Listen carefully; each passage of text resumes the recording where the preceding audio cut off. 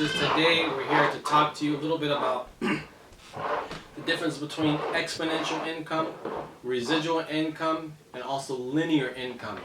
Now, my experience with each one of the three that I actually mentioned right now goes back when I used to be in a multi-level marketing company, actually a dietary supplement company.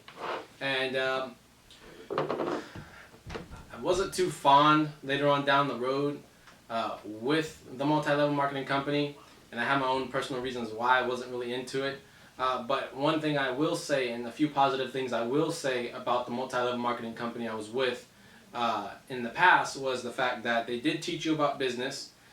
They taught you how to become professional in that business, and they taught you like little things that you would actually have to go to a business school to learn. And I was able to gather some of this information while I was with this multi-level marketing company. And now, how does this relate to the fragrance business? Exponential, linear, and also residual. The fragrance business can actually be one or all three of the different types of income that I mentioned. It depends on how you work in the business. Exponential is when you're working the business hard. You're getting the sales. You're putting the fragrances in the different shops and whatnot. You're doing retail. You're doing the flea markets. You know, you're selling on the retail level as well.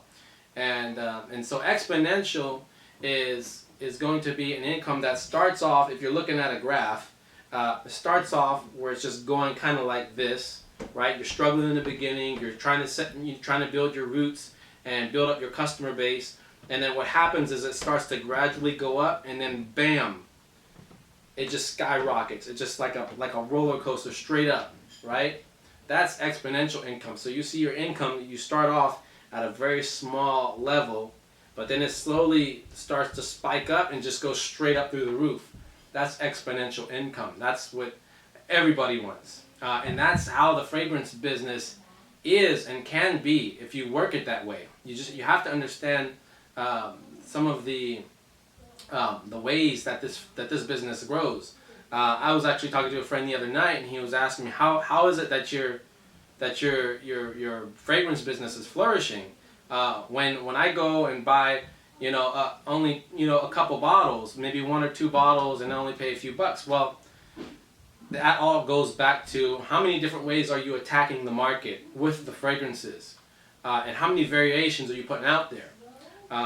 So this is one thing we never really kind of continued the conversation. I would have explained to him what that was, but we kind of got distracted and ended up going our own ways that day.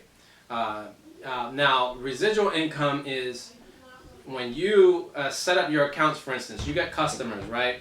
And they buy a certain fragrance, and that's something that they like to wear on a regular basis. That's residual income.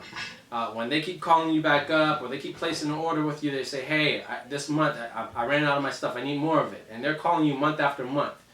Or the person that you wholesale, your 144 bottles of roll-ons to, or the street vendor that you're selling, X amount of bottles to, and he's selling it. I mean, he's working it day in and day out and making a living off of that, and they keep coming back to you as a regular supplier. That is residual income. This is another thing that helps you to establish firm roots within your fragrance business. And then there's linear income, which I learned in network marketing, which is that one-time sale. You sell the product to the person goes on their way, you never see them again. That's the one-time sale, right? That's something you want to kind of try to avoid. It's going to happen. You might be traveling from one state to another. You might have a few fragrances in your trunk or your car, and all of a sudden the person sees you, and on the spot they want to buy some stuff from you. That's going to end up being a linear income unless you get their contact information, unless you send out emails reminding them of new fragrances that you have, and then unless you get their emails and phone numbers and all that in exchange, give them a business card and whatnot. Okay, so that could be a linear, but it doesn't have to be. And this is where it goes back to staying connected with your customers. So these are just three different things that you need to know about the fragrance business. because growing your fragrance business is about, you have to understand it first. Once you start to understand it and you're actually into it and you have a passion for it, you're going to see your business grow. Until then, stay tuned for different tips and advice and information concerning the fragrance business. Don't forget to give me a thumbs up, like this video, subscribe to the YouTube channel, and also sign up to my newsletter when you get a chance. Thank you.